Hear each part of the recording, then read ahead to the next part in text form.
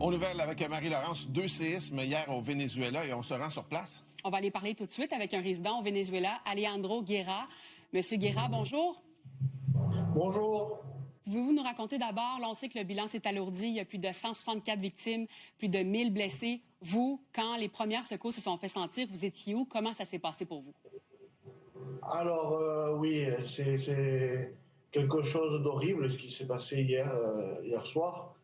Moi, j'étais dans mon appartement ici, dans la ville de Maracaibo, dans le nord-ouest du pays. On n'a pas ressenti autant qu'à Caracas, mais c'était assez impressionnant quand même. Dans l'appartement, il y a beaucoup de choses qui ont bougé et c'était vraiment horrible. Quand est-ce que vous avez compris l'ampleur des dégâts, puis le fait qu'il y ait aussi eu 2 séismes?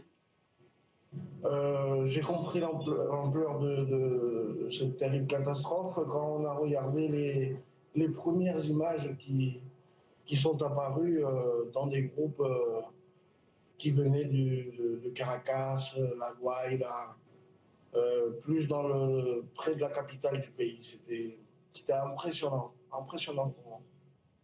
Est-ce que vous avez des nouvelles de vos proches? Est-ce qu'il y a de vos proches qui demeurent plus près de Caracas? Alors oui, j'ai de la famille à Caracas. Merci de demander. C'est assez difficile parce que bon, les personnes à Caracas en ce moment, elles sont un peu désespérées, quoi.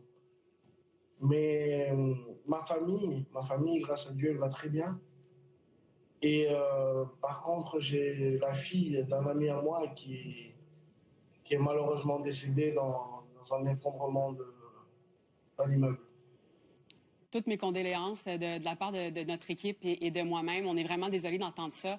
Vous parlez justement des bâtiments et des immeubles. On sait qu'il y en a plusieurs qui ont été détruits. Comment ça se passe? J'imagine qu'autour de chez vous, c'est pas si mal, mais justement dans les secteurs où certains de membres de votre famille demeurent. Ah oui, l'aéroport de Caracas, le Maiquetía, il est complètement détruit, quoi. C'est terrible. Je pense même dans les parties un peu plus humbles de Caracas, c'est la catastrophe, quoi. Surtout que le pays ne compte pas avec les machines pour soulever tous les escombres qu'il y a. Et c'est difficile en ce moment ici au Venezuela. Les gens dans la rue il y a une ambiance pesante ici au Venezuela en ce moment. Comment les autorités, est-ce que la communication s'est bien faite avec les autorités concernant les alertes, par exemple? Et là, est-ce que vous avez quand même pas mal d'informations?